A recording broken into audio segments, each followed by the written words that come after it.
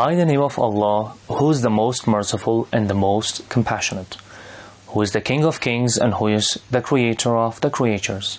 So once again, welcome back, and I hope everyone will be fine and safe and sound. So today we are going to study Grade 12 English book, Unit 9, Lesson 6, pages 120 up to 122. د لوی څښتن تعالی په نامه څوک چې بخښونکی او پوره رحم لرونکی دی. ګرانو زده کوونکو یو ځل بیا ښه راغلاست. په دې هیله چې تاسو به ټول روغ او جوړ واوسئ.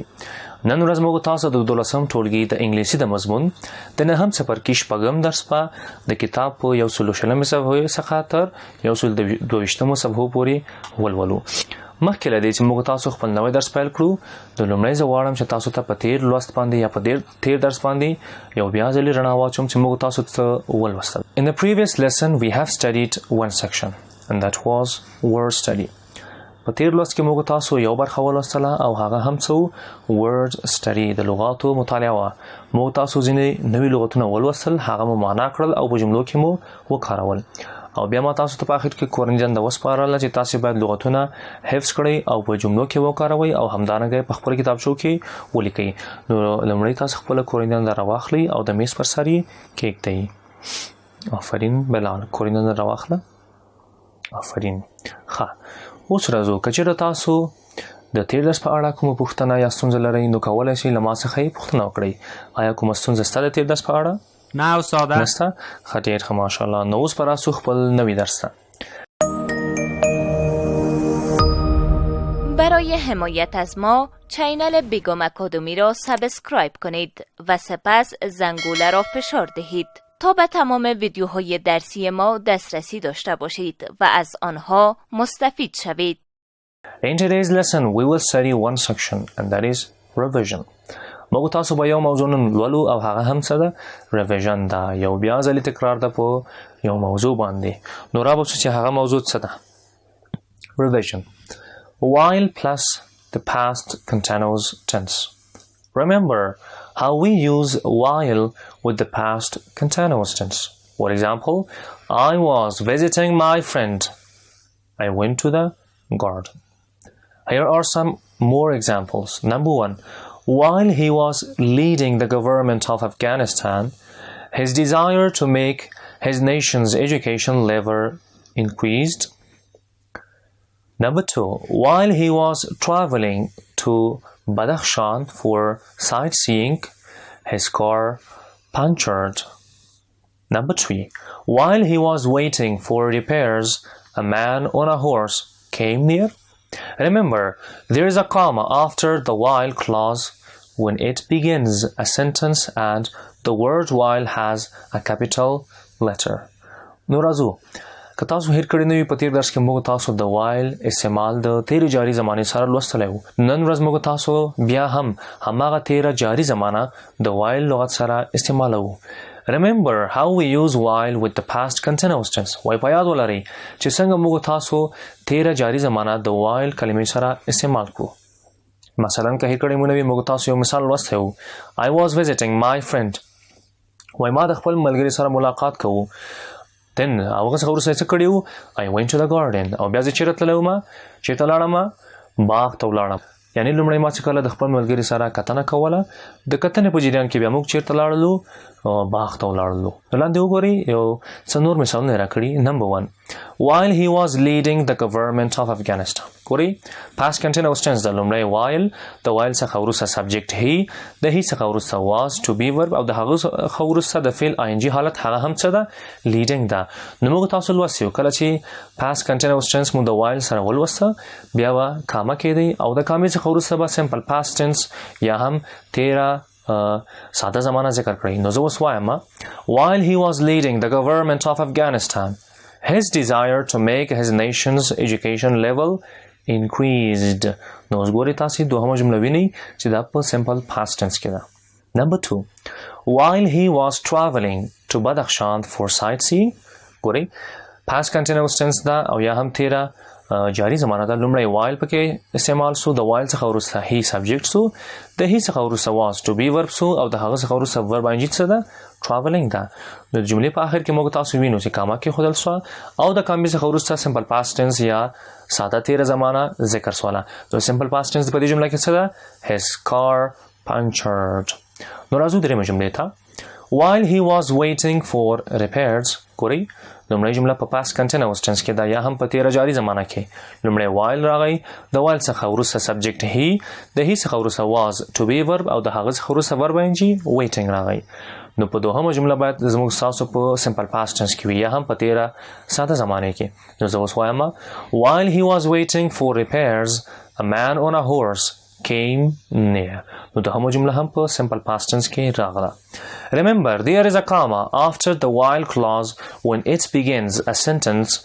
and the word while has a capital letter. کله چې وایي د past continuous tense جمله د while سره د جملې په سر کې راسي نو د while لومړی حرف w باید غټ ولیکل شي او همدارنګه د جملې په آخر کې باید کاما وکارول شي نو مخکې ځو we can also change the order of the sentence موږ کولی شو د جملو ترتیب هم بدل کړو Number 1 His desire to make his nation's education level increased while he was leading the government of Afghanistan. ګورئ لومړی په جمله په simple past tense کې ده او دوهمه جمله په past continuous tense کې ده دوهم مثال ته وګورئ His car had a puncture while he was traveling to Badakhshan for sightseeing یو ځل بیا هم لومړی جمله په simple past tense کې ده او دوهمه جمله په past continuous tense کې ده درېمه جملې ته راځو A man on a horse rode and came near while he was waiting for repairs یو ځل بیا لومړی simple past tense ذکر شوی دی او دوهم past continuous tense نو راځو څه وایي Remember, there is no comma after the while clause when it begins a sentence and the word while has a capital letter که هیر کړی مو نه وي مخکې موږ تاسو ورسل چې کله موږ تاسو د past continuous tense د جملې په سر کې ووایو یعنی د while کلمه لومړی ووایو نو د جملې په آخر کې تاسو باید څه ولیکئ کاما کېږدئ خو که چېرته while او past continuous دا په دوهم قدم کې استعمال شي د جملې په منځ کې استعمال شي while نو بیا موږ تاسو د جملې په آخر کې کاما کېښودلی نسو لکه څنګه چې تاسو لومړۍ جملې ته ګورئ His desire to make his nation's education level increased نو لومړۍ جمله په ساده تیره زمانه کې ده د هغه څخه وروسته چې راغی while he was leading the government of Afghanistan او په دوهم قدم کې چې راغی تیره جاری زمانه یعنی موږ کولی شو چې دغه تیره جاری زمانه هم په د جملې په سر کې وایو هم په آخر کې ووایو خو که چېرته تیره جاری زمانه موږ په لومړي سر کې ولوستله د جملې په آخر کې باید کاما کېږدو خو که چېرته موږ تاسو past continuous tense یا هم تیره جاری زمانه په دوهم قدم کې وویله نو بیا کاما ته حاجت نشته Part A Change the order of these sentences if they begin with while change them so that they do not If they do not begin with while change them so that they do. Remember, if the sentence begins with while, you will need a comma.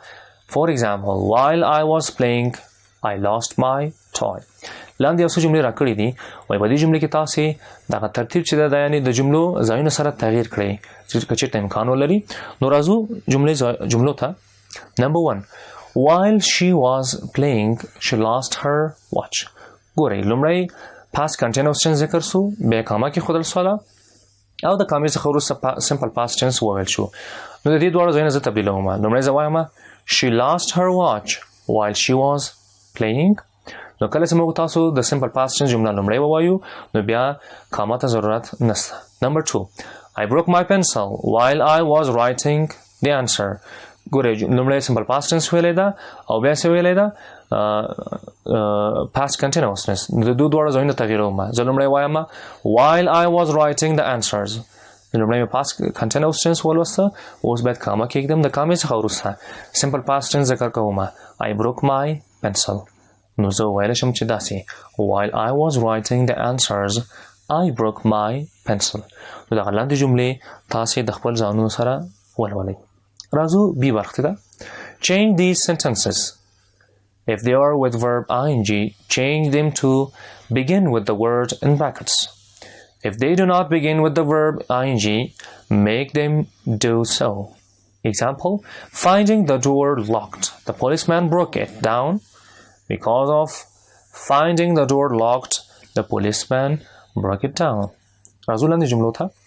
Working in a library, he found a very good book. نو لاندې راځو. په دې جمله کې وایي تاسو while کلمه استفاده کړئ. نو زه اوس وایم while he was working in a library, he found a very good book. Next, number 2. Walking on the eggs, he broke them. په دې جمله کې وایي تاسو باید څه استعمال کړئ؟ د by کلمه استعمال کړئ. دریم جمله ته راځو. By using a tin opener, he opened the tin. نو لومړی جملې په سر کې څه راغی؟ by راغی. بل ته راځو. Using a tin opener, he opened the tin. نو په دا بله جمله کې ګورئ by نشته. لومړی په د جملې په سر کې ما څه ولوسته؟ by مې وویلې. راځو څلورمې جملې ته. While I was doing my homework, I broke my pen. د جملې په سر کې لومړی باید څه راشي؟ while راغلی. نو while راغلی دا اوس یې که لرې کړم. زه داسې وایم چې doing my homework, I broke my pen. نو دا جمله کوم معنا نه ورکوي. نو لومړی باید داسې ووایو چې while I was doing my homework, I broke my pen. نو دغه لاندې جملې تاسې ځان سره ولولئ. Verb ing at the beginning of a sentence. Pay attention to the following sentence. د لاندې جملې ته ښه متوجه اوسئ. Not recognizing the director, he asked if the director had passed by already. The beginning of this sentence is a phrase verb plus ing. It explains why he asked the question. ګورئ د دې جملې په لومړي سر کې څه راغلی ده؟ د فعل ing حالت راغلی ده. نو لاندې تاسې وګورئ. When a sentence begins with verb plus ing, it can show. وایي که چېرته یو جمله په verb ing سره شروع سي نو دا موږ ته څه ښیي؟ First, why something was done. ولې یو شی ترسره سوی و؟ Or when something was done. نو کله چې یو کار یو عمل ترسره سوی و. Or how something was done. او یا هم څنګه یو عمل یا یو کار ترسره شوی وي. نو موږ تاسو کولی شو چې د فعل ing حالت د جملې په لومړي سر کې ووایو چې موږ ته دغه لاندې جملې یعنی دغه هدفونه زموږ یعنی چې زموږ دغه هدف لکه لاندې جملو غوندې وي چې ولې دا کار سوی ده، څنګه سوی ده او په کوم وخت کې سوی ده. دغه یې هدف ده چې موږ تاسو verb ing د جملې په لومړي سر کې بیانوو. نو راځو لاندې مثالونو ته. وای لپاره زه مثال وایم. Not recognizing بریالی the director, he asked if the director had passed by. ګورئ په دې جمله کې زما هدف څه ده؟ وای یعنی ولې دا کار سوی. Living in Jalalabad, we often visit the garden. راځو when په کوم وخت کې. Crossing the road, he was hit by a car.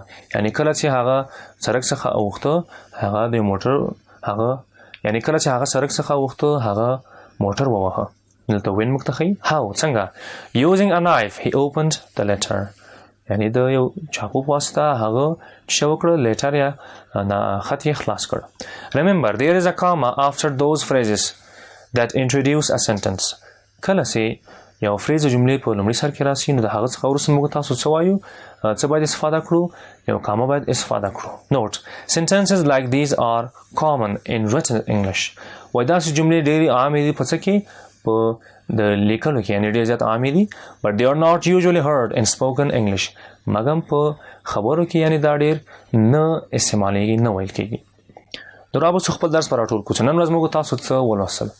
In today's lesson, we have studied one section and that was revision. په نن ورځې درس کې موږ تاسو یوه برخه ولوستله او هغه هم revision یو بیا ځلې تکرار په ګرامر باندې. نو که چېرته د نن ورځې درس په اړه تاسې کومه ستونزه یا پوښتنه لرئ نو کولی شئ له ما څخه پوښتنه وکړئ. آیا کومه ستونزه شته؟ نه استاده. ښه ډېر ښه آفرین. نو راوستو تاسو ته به کورنۍ دنده وسپارم.